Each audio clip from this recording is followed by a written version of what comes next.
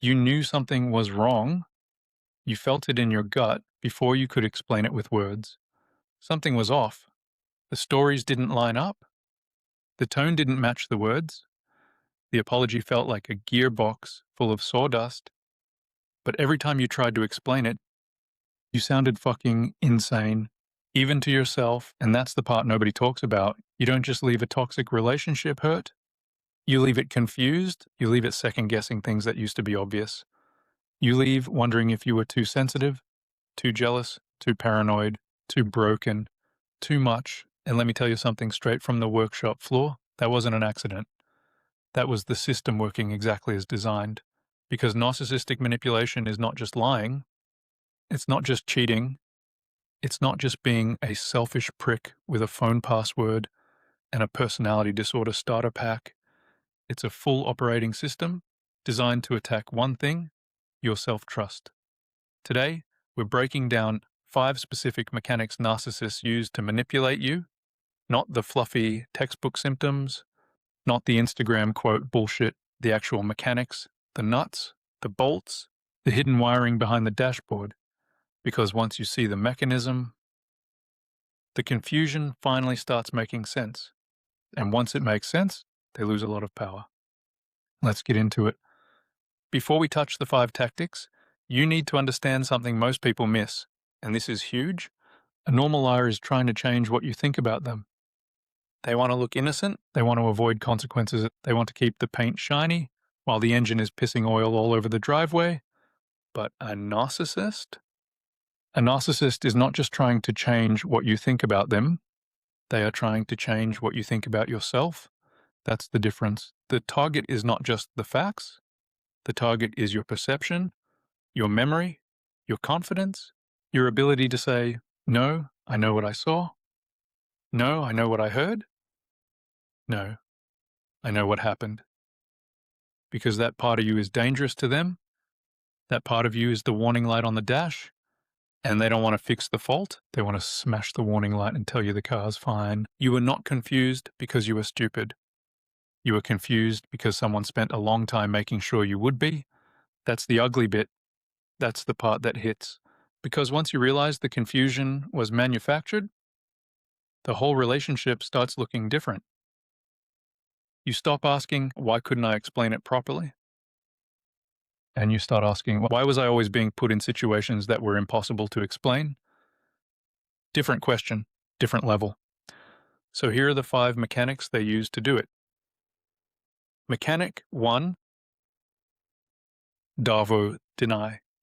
Attack, reverse victim and offender. Sounds like some boring academic acronym, I know. But this thing is one of the dirtiest little tricks in the narcissistic toolbox. Here's how it works. You catch them in something. A lie, a contradiction, a dodgy message, a weird story. Something they said last week that now suddenly never happened. You bring it up. Not screaming, not attacking, just trying to get clarity. And instead of answering the actual question, they flip the whole fucking hoist upside down. Suddenly, you're the problem, you're paranoid, you're insecure, you're always starting fights, you're impossible to talk to, you're controlling, you're toxic, you're the reason the relationship is so hard. And just like that, the original issue disappears. You walked into that conversation holding evidence. You walked out apologizing for having feelings. That is DARVO. That is not a bad conversation. That is not both people need to communicate better. That is a tactical reversal. It is emotional judo. They take the weight of what they did and throw it straight back onto you. And because you're a decent person, you stop and go, hang on, am I being unfair? Did I come across too harsh? Maybe I should have said it differently. Meanwhile, the actual issue has escaped out the back door wearing a fake mustache. That's why it works. It works because you care about being fair, you care about not hurting people, you care about accountability, and they know that, so they use your conscience like a tow rope. They hook onto it and drag you away from the truth. That's not love. That's not conflict. That's a manipulation technique wearing a victim costume. Mechanic 2, truth, sandwiching. This one is sneaky. This is the one that slips past your radar because most of it sounds true. That's the whole trick. They don't always tell one massive, ridiculous lie. They tell you 10 things. 9 of them are accurate. 1 of them is bullshit. But the bullshit is buried right in the middle, like a cracked piston hidden inside a clean engine bay. Your brain does a quick scan. Yep, that part checks out. Yep, I remember that. Yep, that happened. Yep, that sounds right. And by the time the lie rolls through, your brain has already approved the whole package. That's truth sandwiching. The truth is the bread. The lie is the rotten meat in the middle. And you swallowed it because the outside looked normal. Then later, when your gut starts making noise, you try to go back and figure out what felt wrong. But it's hard, because they didn't lie about everything. They mixed the lie with just enough truth to make you doubt your own instincts. And when you question it, they point to the true parts. Oh my God, you're twisting things. That did happen? You know that's true. You're just looking for problems. And now you're stuck? Because part of what they said was true. So you start wondering if maybe all of it was true. That's the mechanic. That's the trick. They're not just lying. They're packaging the lie in things your brain already trusts. It's not communication. It's a delivery system. And once you see it, you realize why you always felt like you were trying to pull a tiny screw out of a running engine with barbecue tongs. You knew something was in there. You just couldn't grab it. Now, before we keep going, if you're listening to this and thinking, fuck, that's exactly what happened. That recognition is not random. That's your brain finally finding the label for something it's been carrying around for years. That weird heavy feeling in your chest? That wasn't weakness. That was your nervous system trying to tell you the machine was rigged. So stay with me, because the next 3 are where it gets even nastier. Mechanic 3, manufactured vagueness. This one will make you want to put your head through a brick wall, because it sounds like this. I never said that. That's not what I meant. You took it the wrong way. You're putting words in my mouth. I didn't promise anything. I said maybe. I said we'd see. I said I'd try. And technically, they might be right. Which is what makes it so fucking infuriating. Manufactured vagueness is when someone talks in language that gives you hope, direction, expectation, and emotional investment, but leaves them just enough escape room to deny the whole thing later. It's vague by design. Normal people are vague by accident. They misspeak. They clarify. They say, I'm sorry, that came out wrong. A manipulator uses vagueness like an insurance policy. Nothing is ever clear enough to hold them accountable. Promises are not promises. They're ideas. Plans are not plans. They're possibilities. Commitment is not commitment. It's don't pressure me. But somehow you're still expected to act like the commitment exists. And that's the scam. They want the benefits of the promise without the responsibility of making one. It's like someone saying, I never said I'd fix your brakes, while standing there in your driveway holding your brake pads after telling you all week they'd sort it out. Technically true, morally filthy. And after months or years of this, you start losing your mind, trying to nail down conversations that were specifically designed not to be nailed down. You start screenshotting messages, rereading texts, writing down dates, trying to remember exact words, because you've learned that normal memory is not enough around someone who treats language like a getaway car. That's not poor communication, that's architecture. That's a building designed with no straight walls, no doors, and a trapdoor under your feet. Mechanic 4, future faking. This one is brutal because it feeds the best parts of you, your hope, your loyalty, your patience, your belief that people can change.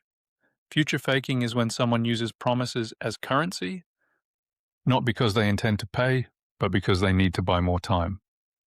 It'll be different soon. Once work settles down, once the stress is over, once we move, once I get help, once this situation changes, once I'm ready. And you hold on, of course you do, because you're not stupid.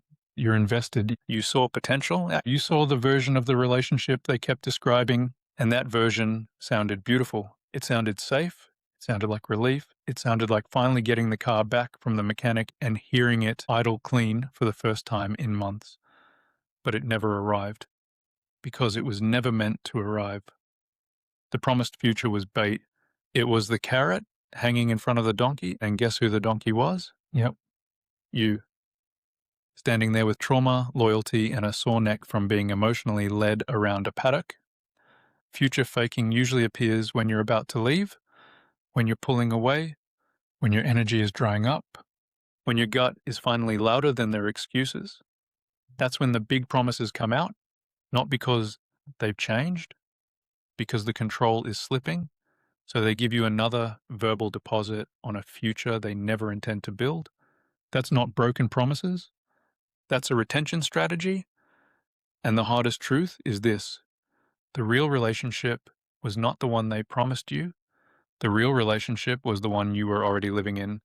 The chaos, the confusion, the disrespect, the coldness, the excuses, that was the relationship.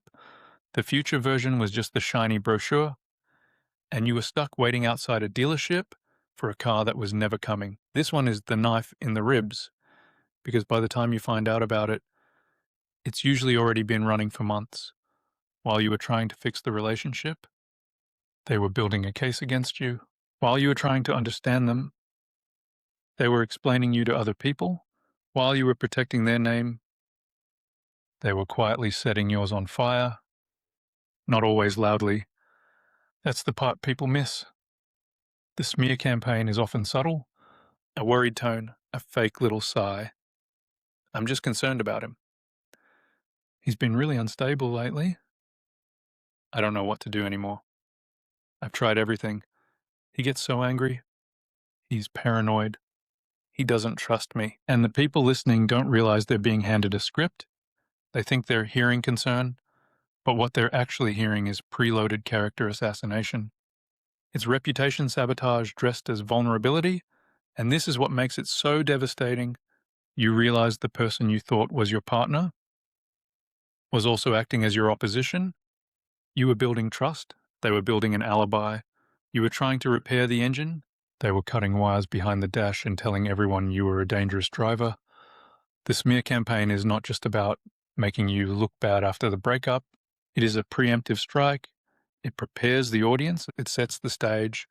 It makes sure that when you finally tell the truth, people already have a filter installed. So when you say, she lied, they hear, he's bitter. When you say, she manipulated me, they hear, he can't take accountability.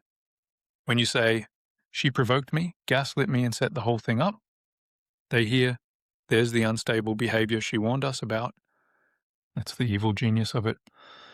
The smear campaign turns your defense into evidence. It makes your reaction look like confirmation.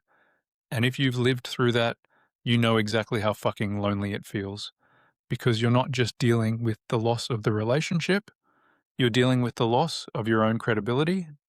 And that can make you feel like you've been buried alive in someone else's version of events. Now here's the big insight. And I want this to land properly. All 5 of these tactics have the same target. DARVO, truth sandwiching, manufactured vagueness, future faking, the smear campaign. They look different. They sound different. They show up in different moments. But under the bonnet, they are all connected to the same system, and the target is your self-trust. DARVO makes you doubt your perception of events. Truth sandwiching makes you doubt your ability to detect lies. Manufactured vagueness makes you doubt your memory. Future faking makes you doubt your judgment. The smear campaign makes you doubt whether anyone will ever believe you. That is not 5 separate tactics. That is one target being attacked from 5 different angles. A normal liar wants you to think better of them. A narcissist wants you to think worse of yourself. That's the line. That's the whole fucking machine. Because if they can damage your self-trust, they don't need to control every move you make. You'll start doing it for them. You'll hesitate before speaking. You'll over-explain. You'll apologize before you've done anything wrong. You'll gather evidence for conversations that should never require a courtroom. You'll ask other people if your feelings are valid. You'll write essays in your notes app trying to prove to yourself that reality happened. That's what this does. It turns your own mind into a hostile workshop. Every tool that used to help you now feels unreliable. Your memory, your gut, your instincts, your judgment, your ability to say, no, this is wrong. And that is why recovery feels so fucking strange, because you are not just getting over a person, you are rebuilding the internal equipment they spent months or years damaging. You are relearning how to trust the warning lights. You are relearning how to hear the engine knock and not let someone tell you it's just music. You are relearning that confusion is not love. Chaos is not chemistry. Anxiety is not passion. And someone making you feel insane is not a relationship needing better communication. You don't leave this kind of relationship and feel free straight away. That's the fantasy version, the movie version, the block them and glow up bullshit version. Real life is messier. You leave and still hear their voice in your head. You leave and still argue with them in your mind. You leave and still feel the need to prove things to people who were never interested in the truth. You leave and wonder why you miss someone who made you feel like a faulty part. That does not mean you made the wrong choice. It means the wiring is still cooling down. It means your nervous system is coming out of survival mode. It means the fog is lifting slowly, not because you are weak, but because you were breathing exhaust fumes for too long. Recognition is the first clean breath, not closure, not instant healing. Recognition, because once you can name the pattern, you stop worshipping the confusion. You stop treating it like some mysterious, romantic tragedy.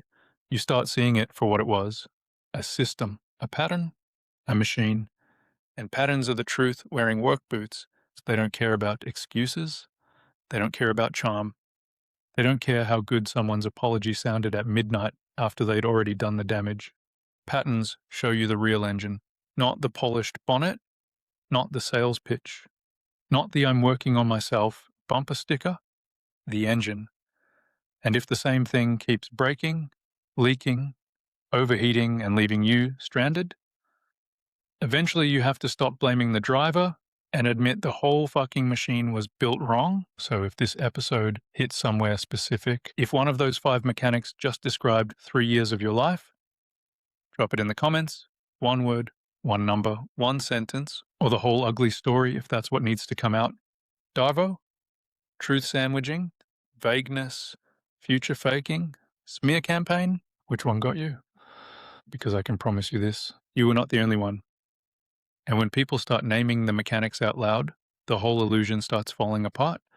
This has been The Mechanics of Toxic Relationships. I'm Daniel Harper. Until next time, look after yourself.